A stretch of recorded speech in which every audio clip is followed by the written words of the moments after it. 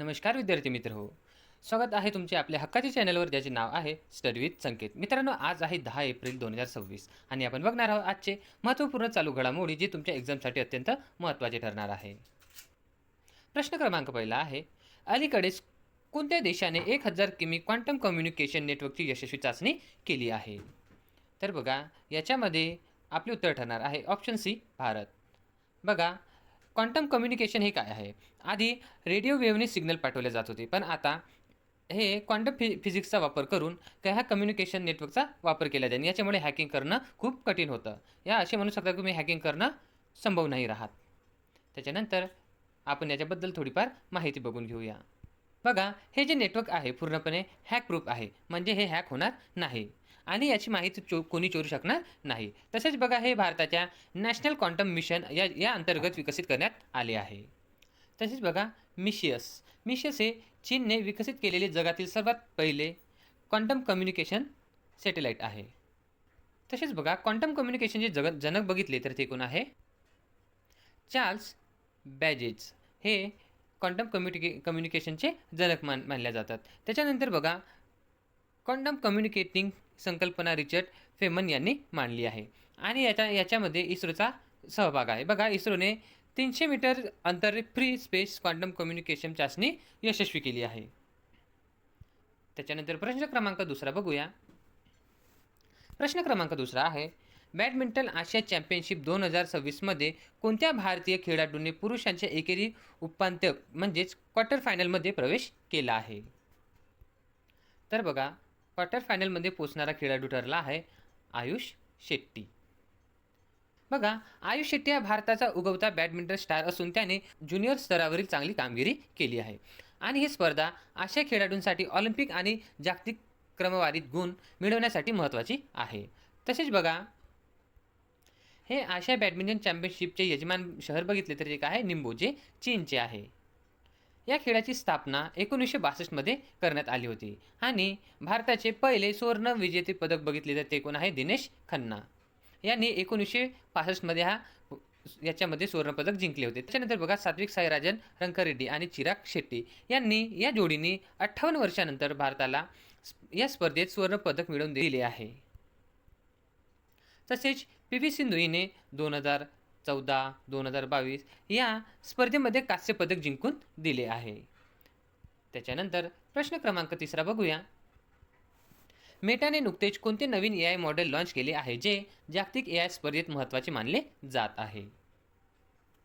तर बघा, हे आहे ऑप्शन बी, म्यूज स्पार्क.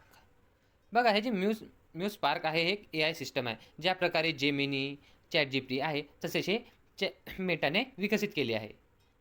हे मजकूर, फोटो, टेक्स्ट, व्हिडिओ हे एकाच वेळी अधिक अचूकपणे तयार करू शकते. तसेच बघा, हे ओपन AI, ChatGPT आणि गुगलच्या जेमिनीला टक्कर देण्यासाठी लॉन्च केले आहे. याच्याबद्दल आता आपण मेटाबद्दल थोडीफार माहिती बघितली तर बघा, मेटा हे आधी फेसबुक होते आणि फेसबुकचे नाव चेंज करून मेटा करण्यात आले आहे. तर बघा, फेसबुकची स्थापना कधी झाली होती? 4 फेब्रुवारी 2004ला आणि याचे संस्थापक बघितले तर ते कोण आहे? मार्क झुकरबर्ग आणि याचे CEO पण आता मार्क झुकरबर्गच आहेत. तसेच याचे मुख्यालय बघितले तर कॅलिफोर्निया, अमेरिका येथे याचे मुख्यालय आहे. प्रश्न क्रमांक 14 आहे, आशिया कुस्ती चॅम्पियनशिप 2026मध्ये भारताच्या नितेश सिवाच यांनी कोणते पदक जिंकले आहे? तर बघा, यांनी आशिया कुस्ती चॅम्पियनशिपमध्ये सिल्वर पदक जिंकले आहे. आपले उत्तर काय ठरणार आहे?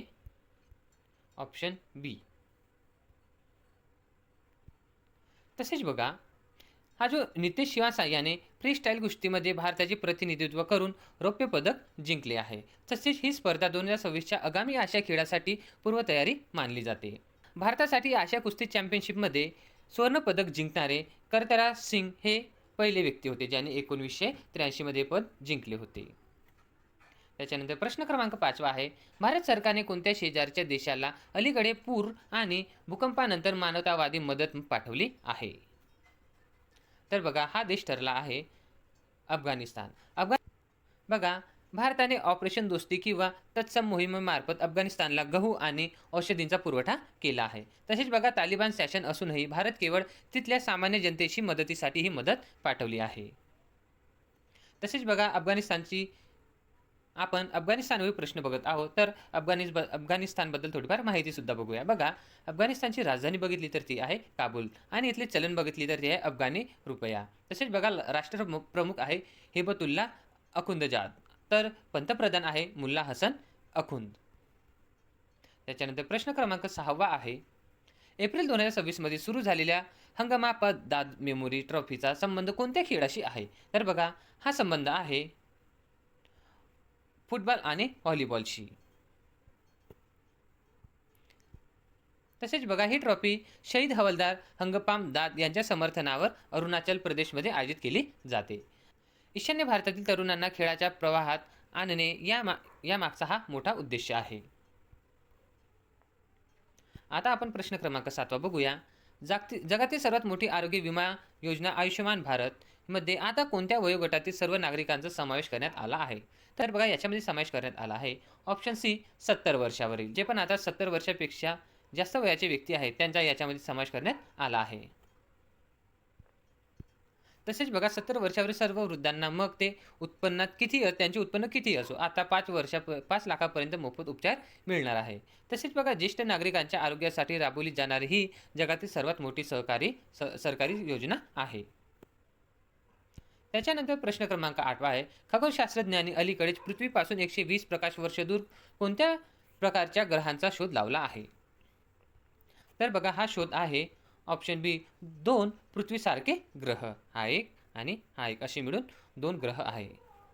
तसेच बघा, हे ग्रह त्यांच्या ताऱ्यापासून गोल्डलॉक झोनमध्ये आहेत, जिथे पाणी असण्याची शक्यता आहे.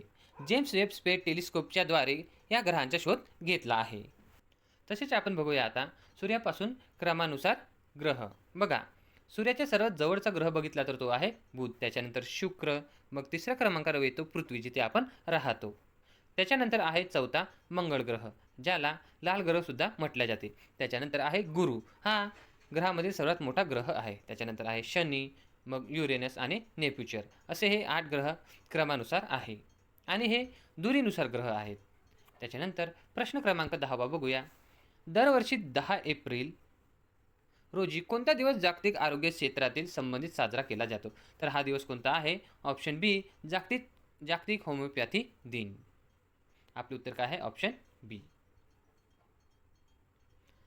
बघा, हा दिवस होमिओपॅथी जनक डॉक्टर सॅम्युअल हॅमेन यांच्या जयंतीनिमित्त साजरा केला जातो आणि त्यांचा जन्मदिवस कोणत्या दिवशी येतो? 10 एप्रिलला. बघा, 2026ची थीम होमिओपॅथिक प्राथमिक आरोग्य सेवेशी जोडण्यावर केंद्रित आहे. आणि बघा, तसेच 1 एप्रिलला बघितले तर भारतीय रिझर्व्ह बँकची स्थापना, तसेच ओडिशा राज्याची स्थापना दिन आहे आणि 5 एप्रिलला राष्ट्रीय सागरी दिवस मनवला जातो.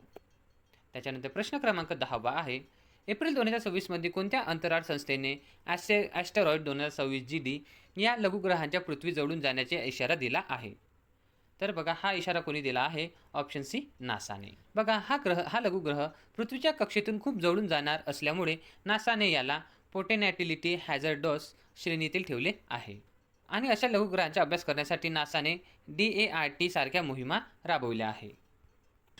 आपण याच्यासोबत आज आपण जे प्रश्न शिकलो त्याचे एकदा क्विक रिव्हिजन करून घेऊया.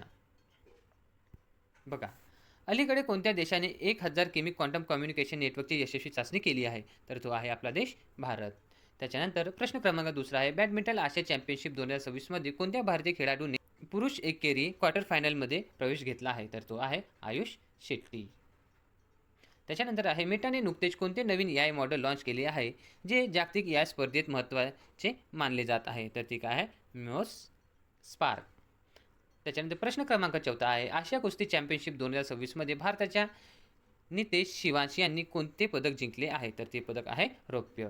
त्याच्यानंतर प्रश्न क्रमांक 5 आहे, भारत सरकारने कोणत्या शेजारी देशाला आपली पूर आणि भूकंपानंतर मदत पाठवली आहे? तर तो देश आहे अफगाणिस्तान. एप्रिल 2026 मध्ये सुरू असलेल्या हंगपाम दाद मेमोरियल ट्रॉफीचा संबंध कोणत्या खेळाशी आहे? तर तो आहे फुटबॉल आणि हॉकीशी. त्याच्यानंतर प्रश्न क्रमांक 7 आहे, जगातील सर्वात मोठी आरोग्य विमा योजना आयुष्यमान भारतमध्ये आता कोणत्या वयोगटातील सर्व नागरिकांचा समावेश करण्यात आला आहे? तर तो आहे 70 वर्षांच्या वयोगटातील. प्रश्न क्रमांक 8 आहे, खगोलशास्त्रीय अलीकडे पृथ्वीपासून 120 प्रकाश वर्ष दूर कोणत्या प्रकारच्या ग्रहाचा शोध लावला आहे? तर ते आहे 2 पृथ्वीसारखे ग्रह. तसेच बघा, दरवर्षी 10 एप्रिल रोजी कोणता दिवस जागतिक आरोग्य क्षेत्रास संबंधित साजरा केला जातो? तर तो कोणता आहे? जागतिक होमिओपॅथी दिन. त्याच्यानंतर प्रश्न क्रमांक 10 आहे, एप्रिल 2026 कोणत्या अंतराळ संस्थेने ॲस्ट्रॉइड 2026 GD या लघु ग्रहांच्या पृथ्वीजवळून जाण्याचा इशारा दिला आहे? तर ते काय आहे? नासा. तर मित्रांनो, हे होते आपले आजचे 10 महत्त्वपूर्ण प्रश्न. जर तुम्हाला क्लास आवडला असेल तर क्लासला नक्की लाईक करा आणि रोज असेच नवीन अपडेट बघण्यासाठी चॅनलला सबस्क्राईब करा. जय हिंद, जय महाराष्ट्र.